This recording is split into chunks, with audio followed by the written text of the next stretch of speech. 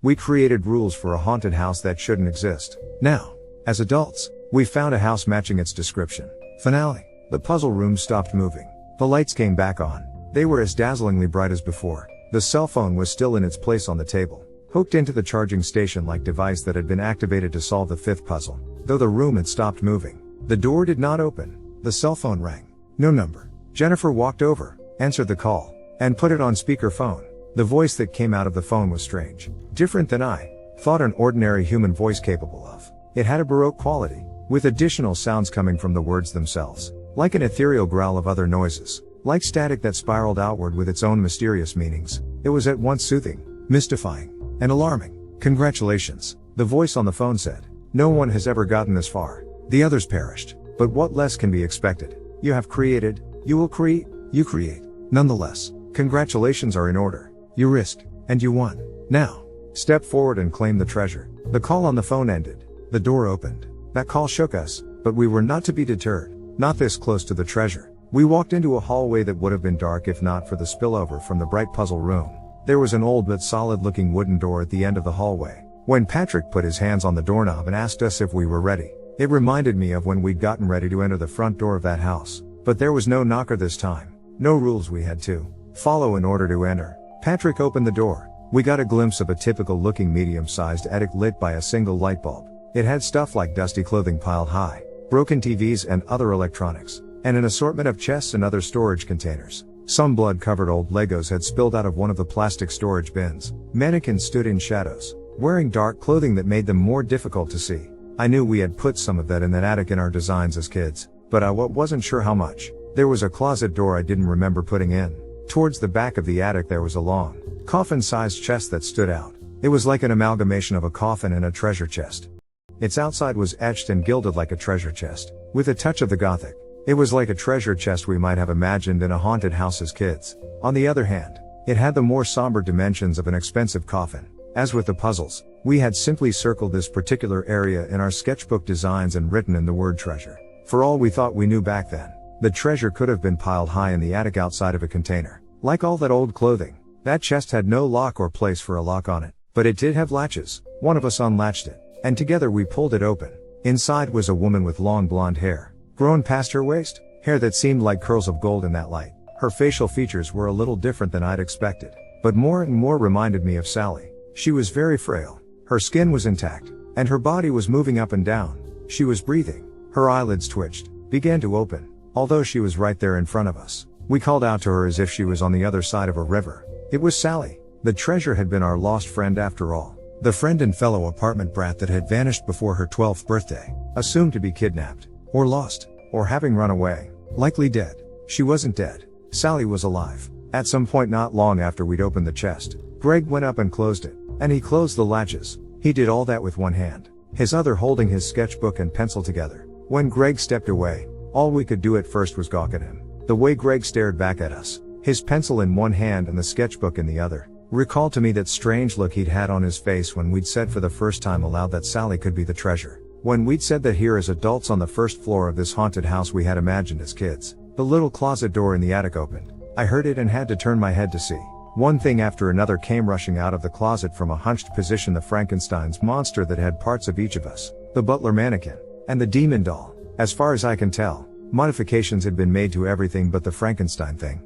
They were more powerful and lifelike than the versions we had seen before, and weirder. Instead of the butler just becoming a real man, for example, its skin was some fusion between real skin and the artificial skin of mannequins. As they left that closet, they sprinted past Greg and grabbed the other three of us. The demon doll was the same size as before, already having been life-sized, but now much stronger and sturdier than a doll would be. It came at me and wrestled me into a grip I could not escape from. It didn't help that I was exhausted from everything else in the house. Patrick and Jennifer suffered similarly with the Frankenstein thing and the butler.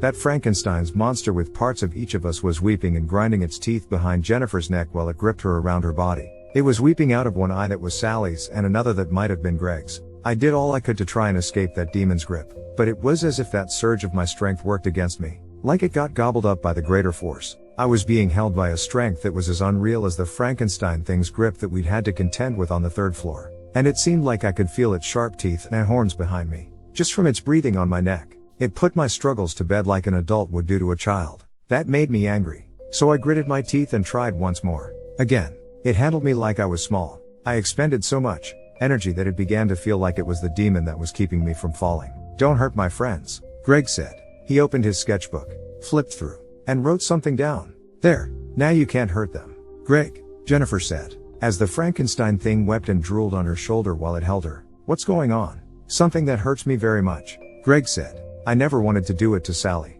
He was tearing up, almost as much as the Frankenstein thing. I'm sorry. I wish things hadn't gone the way they had. When I told Sally about my power and then showed her, and she insisted that she tell all of you, even though I warned her. When all of that happened, I freaked out. I had to put her to sleep while we were finishing the house. I was hoping I'd think of a way to make her forget. What are you talking about? Patrick said. Why did you have to put her to sleep? Because she knew, and she was going to tell the rest of you, and one or all of you might have told others. The power I have makes me a threat to other people. It's my white elephant. The gift I never wanted. Remember what my aunt did to that hamster of mine because it was a threat to her. A harmless little thing like that. Now imagine what the rest of the world would do to someone that could make things real by drawing them. Once drawn, I can modify those things by making changes to the drawing or by making notations on them. You did all this? I said. We did all this, Greg said. Sally and I had a special bond, but the rest of you also mean a whole lot to me. I would never hurt you. This house might have hurt us. But it was important that I left in the dangers we'd all planned and that I left some things for the house to fill in as it tried to frighten or harm us. I was hoping I could prove how much you mean to me. I risked my life here, just like the rest of you. I didn't have to. I left the puzzles blank so that I wouldn't have the answers. Let the house make them. I thought.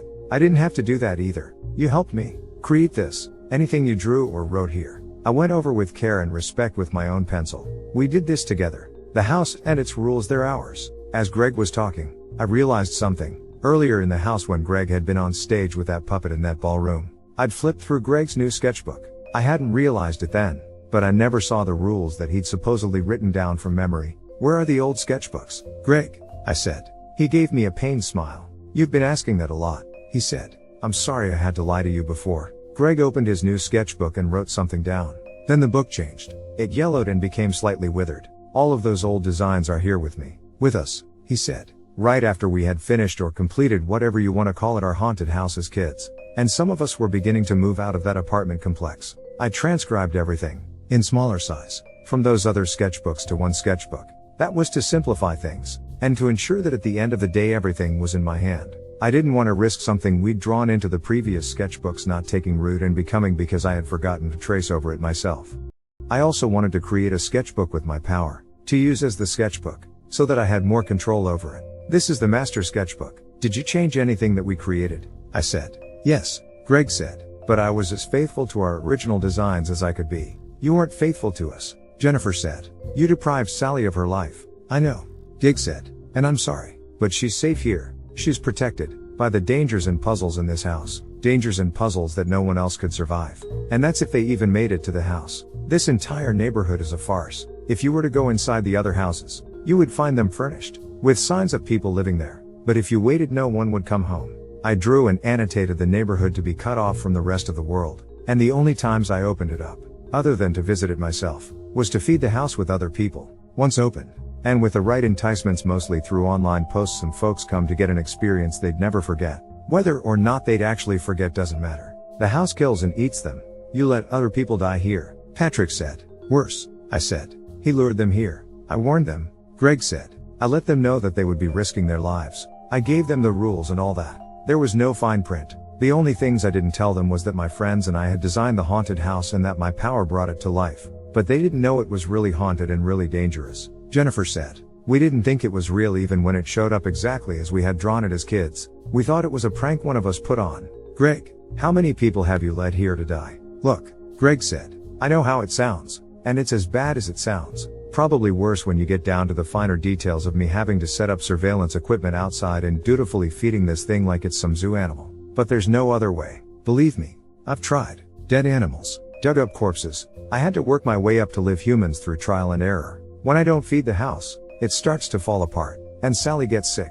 It might need live humans because of how we designed it to be both scary and dangerous. You could have changed that, Patrick said. You could have made it not scary and dangerous. You could have had it feed on flowers or sunshine or something. Greg shook his head. It's not that easy. If you give someone godlike power, without giving them godlike knowledge, They can't just make whatever changes they want willy-nilly and hope the results won't be disastrous. What if Sally died because of some big change I had made?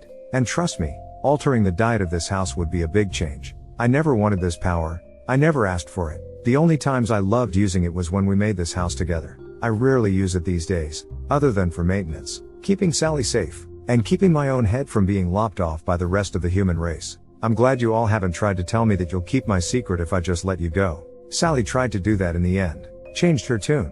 Said she wouldn't tell anyone. Obviously, I knew she was lying. That hurt me worse because it made me feel like I was some kind of kidnapper or killer. It broke my heart. Whatever you plan on doing with us, I said, replan it, and let all of us, including Sally, leave this house. You said earlier you told some friends you'd be here. Yeah, right. But I really told some people I'd be here. Now, those other friends of mine might not come rushing up at 3 a.m., but they'll begin to wonder why I haven't come back the next day. Did you not hear me? Greg said, about how this entire neighborhood is cut off from the world unless I want it to be open. The only reason I can think of that Patrick found it has to be because the neighborhood was open for the house's feeding session. Imagine that. What are the odds? Right. I guess I'm to blame for making the access point somewhere in our hometown, but that made it easier for me to not have to travel far away when I have to go to the access points in person. Others, who were not on the house's menu, have driven through before. If they ever stopped at the house, they'd never go inside. Unless they were the thrill or paranormal seekers who found out about it online that I'd purposely let inside the neighborhood. Only reason I made 2 access points is because I thought it would make them feel safer before they were eaten. And the only reason I opened the way in again for us, after Patrick found it, was because I had this idea. Well, it's an idea I've had for a while, but one that's been sped up. After I'd had to put Sally here when we were younger, by and by I began to think, wouldn't it be great if the rest of us could stay here with her? Greg, you need someone to talk to, Jennifer said. Someone outside of us. Your head's not in the right place, but anybody can get like that. It's not your fault. It has to be that power that's to blame. I need help. Right. Greg said. No. I'm thinking very clearly and logically about my survival. About our survival. I don't need to stand here and tell you how nasty a place the rest of the world is. I don't need to tell you how we're given sets of rules all the time that we're expected to follow while others are breaking them.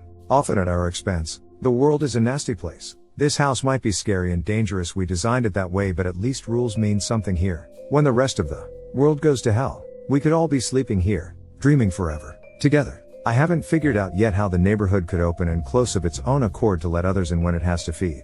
I don't yet know how it could monitor itself so that it won't be discovered in the wrong kind of way. But I'm working on those things. I'll be working on them as the rest of you sleep. I'll plan on having a solution by the time I'm old and gray and ready to join you, so that we can all dream forever. We could be immortal here. Sally got older, but I don't think she'd ever really die in that chest. There are some other things about the house I need to work on, like the liberties it sometimes takes. Filling in the details is one thing. But it wasn't me who put Sally's voice in there singing to us from the 4th floor ballroom. And I know that wasn't something we had planned when we were kids and that I'd gone over later with my own pencil. Also, I wasn't to blame for that. As Greg was giving more examples, a strange voice whispered to me, "Get the sketchbook." It took a second or two for me to realize it had been the demon that was holding me. I also just realized that its grip had relaxed. The annotations around my body in the sketchbook. The demon said, "They did not state how long to hold you for." I didn't waste any time mentally debating whether or not to trust a demon. I didn't have time for that if I was going to stop Greg. It was one of those moments when you're completely exhausted, but then you tap into those reserves you didn't know were there. I was given an opening. I took it, to get around the rule about running. I bounded forward as quickly as possible. There was nothing in the rules about jumping. Greg had seen me and was fast at work in that sketchbook of his, but I was on him in 2 bounds. I tore the pencil out of his hand as he was still drawing or writing. I thrust it in my own pocket, and then I punched him in the face harder than I thought I could do, given how tired I was. Greg fell. I pulled the sketchbook out of his loosened hands. I'm not sure if that knocked him out, or if it was what Patrick did next. Patrick dove on him and then proceeded to strike Greg while on top of him. "Get off of him, Patrick," Jennifer said. "Give me a turn. I can't get up," Patrick said. I looked around for the Frankenstein thing, the demon, and the butler. They were gone. I suppose they left the same way they had gotten there, by that small attic closet. Or maybe they were then on the way to puzzle room turned elevator. "Guys," I said when I turned back around. "We can't just kill him." "Why not?" Patrick said. "He took Sally's life away from her." Patrick was having trouble breathing. I could not tell whether Greg was still breathing. "Sally's still alive," I said. "And right now we need to help her." "Yeah," Jennifer said. "We should do that instead of killing Greg." I hauled Patrick up. Greg seemed to be unconscious, but still breathing. Jennifer sighed as we stood over him. How can we just turn him over to the cops for kidnapping Sally? As soon as he gets his hands on something to write on, I'm guessing we'll all be in big trouble. Cops won't believe us if we try to tell them the truth. We could get them to believe us about the kidnapping part, but not about the other stuff. We've got to show them the house, I said. Until then, I think Greg should stay here, where Sally has been staying. I'm guessing the house pumps oxygen and nutrients into the chest she's in. I'm guessing. Let's get Sally, Jennifer said. We unlatched the chest again, opened it up. Sally's eyes had closed once more. It seemed something in the chest, maybe some chemical or other agent being pumped in along with the oxygen. Put whoever was inside it asleep as soon as it was closed. When she opened her eyes again, it was like witnessing a miracle twice. Sally, I said. We're here for you. Patrick said. We'll get you going. Sally, Jennifer said. I don't know what you remember, but Greg, is he here? Sally said weakly. Her face was very pale, but I couldn't tell if that was from mentioning Greg or from the state she was in. She was frail, likely in no small part due to her muscles withering from all that time in that treasure chest. To add to that, I wasn't sure how good the nutrients the house had been giving her were. Greg's out cold, I said. I had a jolt of fear, as I realized none of us were paying attention to Greg at the moment. Then I turned around. He was still there, still seemed to be unconscious. Thank goodness. But we were quick and careful to get Sally out. We put Greg back into the chest where Sally had been with less gentleness, and we closed the latches. None of us wanted to give him a chance to wake up and get a hold of a pencil and sketchbook again. I took the sketchbook Greg had been holding and put it in my waistband, as Greg had done when going through the house's crazier parts. I carried Sally, who was very light, while Jennifer propped up Patrick. We went back to the puzzle room. When we took the cell phone out of the nook on the table and unplugged it from the cord, the lights went out again. The room moved back to the 5th floor. We did not have to experience the blade trap again in the 5th floor railway. As I've mentioned, it doesn't activate when you're coming back. We spent some time with Pete the unicorn. During that time, Sally reached out from my arms to pet him. She said we had to remove the unicorn from the house, that it didn't belong there, that it never had, and we said how we had already determined to do so. I had a promise to keep to that unicorn, but right then we had to get her and Patrick to a hospital, and we'd have to come back with a horse trailer or something. There was no way we could fit Pete in our car. As I carried Sally down the stairs while Jennifer helped Patrick, Sally was as light as a dream. She looked as tired as the rest of us felt, but she seemed none too eager to fall back asleep. I don't blame her. From the cubbyhole near the front door, we got the rest of our cell phones and the keys that had electronics on them. 4 of us had entered the haunted house we'd made up as kids. 4 of us left. We had replaced Greg with Sally. It was about 5 a.m. Nearly 12 hours had passed since we'd gone into that house. It had seemed like much longer. We got in the car we had come in and drove straight to the nearest hospital. When we checked Sally and Patrick into the hospital, we'd said they'd been the victims of a kidnapping and some traps that had been set by the kidnapper. That was basically true. At the time of this writing, a little over 3 weeks have passed since we went into that house and since Sally and Patrick were hospitalized. Patrick did have some broken ribs, but those are already healing up nicely. His other injuries are muscle related and should heal even more quickly. He's been out of the hospital for a while. Sally's health issues are more complicated. She had been lying down and, as far as we can tell, asleep for over 10 years in that house. Many of her health issues are similar to someone who has been in a coma for a long time. Her muscles and bones, for example, are so weak and atrophied that she has to work constantly with doctors and physical therapists to try to get them better. We're not sure if they'll ever be completely better. We don't know if she'll be able to walk again. We visit her all the time. She's missed a lot of time, but she's the same Sally we knew.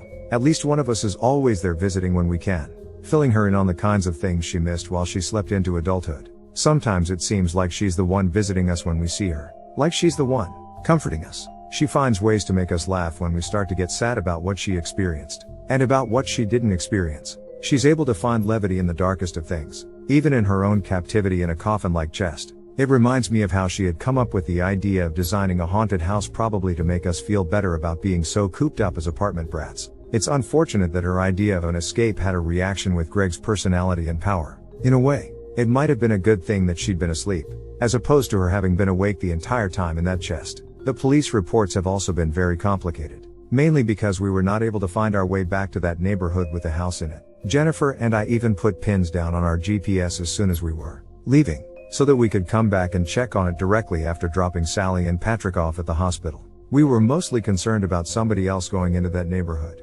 and, for whatever reason, trying to get into the house. As far as we could tell, Greg had left the path into that neighborhood open. Even after we'd walked inside the house, how else could we have gone out of it? But when we tried to go back, The neighborhood was gone. There were some woods in its place. As much as we searched those woods, we could not find the house. So what were we supposed to tell the police without evidence? The four of us agreed on what our story would be in the meantime. We figured that as long as Sally was telling the same story as us, we might look innocent of having anything to do with her disappearance all those years. But it seems that people are getting more and more suspicious. Our stories, while in sync, are too vague. And there's the matter of Greg, who disappeared in her place. Here's basically what we've been telling the authorities and Sally's loved ones alike. Jennifer, Patrick, Greg, and I all got an anonymous tip, a letter in the mail, directing us to a house and promising us that our childhood friend Sally was there. The letter told us we had to bring our letters to the house and burn them in a fireplace in order to see our friend. We had to come alone. We think this meshes decently with the general kinds of stuff we told others before going. We did as the letter instructed, following step-by-step directions to a house where we expected someone to come out to meet us with further terms or else try to kill us. But when no one came out to do either after we had burned our letters, we decided to explore the house. We found traps, which is how we got cut and injured. And we found our childhood friend Sally in a comatose state. Greg disappeared while we were in that house. We'd gotten separated at some point. We don't know where he is. We can't give details about the kidnapper or kidnappers, because we never saw them. At the time we had been so concerned about getting Sally and Patrick to the hospital that we hadn't made the point of remembering the address. The location wasn't saved in our GPS, either, because we had been going by step-by-step directions to the house. That's the kind of report we've been giving. Obviously, there are some truths in there and also plenty of lies and omissions. We hope it will suffice until we can get back to that house and bring the police with us. Otherwise, they're not going to believe a word we say. We set up our own hidden cameras outside where the road leading through the neighborhood should be. As we were doing so, we found a couple of Greg's secret cameras and took them out, whereas he had been trying to lead people into that neighborhood for the house to feed on. We were hoping to notice if and when the way opened up again. We had four things in mind, mainly to prevent the house from feeding, to get the police to go there with us, to get Greg into their hands with the promise that they won't let him anywhere near drawing or writing materials, and to get that unicorn out. We hoped to get the unicorn out before we went to the police, because we were pretty concerned about what might happen to that unicorn if the police knew about it. We'll probably never forgive Greg, we probably never should. But we mostly agree that he should not suffer the fate as Sally did all those years, even though that would be one of those cases of the punishment fitting the crime. Patrick says to let him rot. I don't know for sure if the way to the house will ever open up again. Maybe the house is responsible for closing the path. Maybe it was something Greg had done before we'd gotten him, where you could go out of the neighborhood but you couldn't come back. It could also be that Greg somehow woke up, got out of that latched chest, and closed the path off himself. We're constantly monitoring those cameras we set up near where the neighborhood should be. When or if it opens up again, we'll be ready. But something happened recently that has led me to believe that it might not only have been us that left that house and its neighborhood. Two somethings, if you can count the second incident. The first that happened was a couple of days ago. I've got a small house with some woods behind it. My whole street has got woods behind it. I tend to have a lot of backyard visitors. Everything from stray cats to deer. When I heard something making a lot of racket on the back porch a little after 3 a.m., my initial thought was big old cat looking for food probably knocked something over. Then, as I woke up and went over to the back door, I felt sure it was a deer because it was too big. It started pawing at the door, so I got a rake from the garage, came back, and opened the door. It was Pete the unicorn, that rotting, maggot-infested son of a myth. I'm not sure how he got my address. Some animals are exceptionally good at tracking, but I can't say for sure about an animal that has never existed to begin with.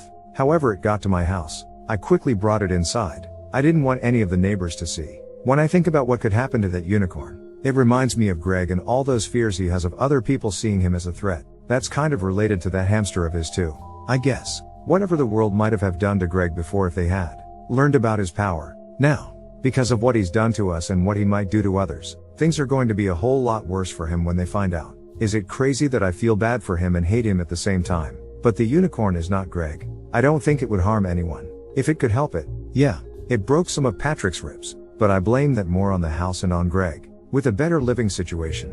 Who knows? Is it living situation? Or unliving situation for something that's undead? I moved my truck and just about everything else out of my garage to make a spot for Pete. He has some hay and a little bit of space to move around in, until we can get a better location for him. I've told the others that he came to my house and is temporarily living in my garage. Patrick and Jennifer have already been over to see for themselves. I think Sally wants to keep the unicorn herself once her health improves. Maybe we can pool our resources and find a secluded piece of land somewhere for it to live on. I'm still trying to figure out what an undead unicorn eats. For that matter, I don't know what a living unicorn might eat since, to my knowledge, There hasn't been any. I keep trying different kinds of horse food, but with no success. The other thing that happened more recently wasn't good. I'm not sure if it really happened or if it was my eyes and imagination playing tricks on me. Early this morning, I was out on my back porch eating breakfast. As I like to do, I had been thinking about what I was going to try to feed Pete next time around and whether he needed some toys or something. When I saw the leaves on a nearby tree move in a way that spooked me. It was like something was in those leaves moving them, but also like something wasn't there. You know, invisible. I could have sworn I saw a shape. It was tall, small up top and large on the bottom, and its outline reminded me of one of those entities. Then, whether it was due to a breeze or something actually in there, it moved away from the tree until I could no longer see that shape. I don't remember the wind blowing when it happened, but probably it was a breeze. Probably I'm just freaked out by the whole experience in that house. Having the unicorn show up on my back doorstep is one thing, but having the entities leave that house and seeking me out where I live, that's not going to work for me. I've still got some questions about the entities. Questions I mean to ask Greg when we go back and wake him up. Either way, it's got me thinking. If things like the unicorn are finding a way out of the house and the hidden neighborhood it's in, we should be able to go back. In the meantime, we have Greg's master sketchbook. It's the composite of all those sketchbooks we'd made as kids, but with Greg's changes and additions. Jennifer, Patrick, Sally and I are still going through it. With it, we unearth new memories and mysteries just about every day. It's a lot different than going through the house in person, fearing for your life. When things are so frantic you can barely think straight half the time. I don't know how we solved those puzzles. In the master sketchbook, we found the neighborhood Greg had designed himself in order to hide the house. We tried erasing what we think is the closed-off path. It did not work. We also discovered an 8th rule in the master sketchbook. It was a rule that Greg had added to the other 7. One that he didn't tell us about. I can only think that, after all that talk about risking his life along with the rest of us, it was some kind of protection he'd planned in case things went south with the entities. The 8th rule states that if 2 rules are broken at once, they cancel each other out. Patrick was right. Seems Greg was trying to shoot that idea down as being too simple in order to throw us off. I suppose that now I know why the entities stopped chasing me after I broke 2 rules at the same time while trying to solve the 5th puzzle. But that still does not explain that bizarre ritualistic dance the entities did in the parlor after I'd broken them. I think there's a weird kind of loop or cyclical symmetry to us imagining the house waiting there for us, similar to how we imagined it years ago as children, but with real and recent memories pinning it down as vividly as anything else we have experienced. We'll continue to be vigilant and thorough with our camera monitoring and with Greg's master sketchbook. If the house has gotten control over the way into its neighborhood, maybe due to some loophole or liberty it has taken outside of Greg's designs, it can only wait for so long with the paths closed off before it starts to get hungry. I wonder though, why did the demon doll release you at all? What made it essentially rebel against Greg? Just because it found a loophole. It had no particular reason to act upon it and let you know. What could have caused it to decide to do that? Yes, I was wondering the same. Maybe the house is a kind of torture for the things trapped in it too. Like Pete was a pretty awesome horse once the narrator showed it some kindness. Do you think Greg can draw with his own blood in the coffin? Maybe that's how he closed the road and locked himself inside. Pete, Sally, and yourself need to go get a farm far away from this insanity. Far, far away. Hope Pete has a long and happy existence. It's not really a life, right? On a farm somewhere. I wouldn't be too concerned about the entities unless you find something in the sketchbook that makes them enforce rules outside of that house. Since the demon helped you out, it sounds like those things aren't too keen on being Greg's puppets. I feel like that was Sally's doing. She may have had some small things she could influence with how tied to the house she was. Or because they were supposed to actually get the treasure according to the rules. Maybe the house did it to enforce that rule.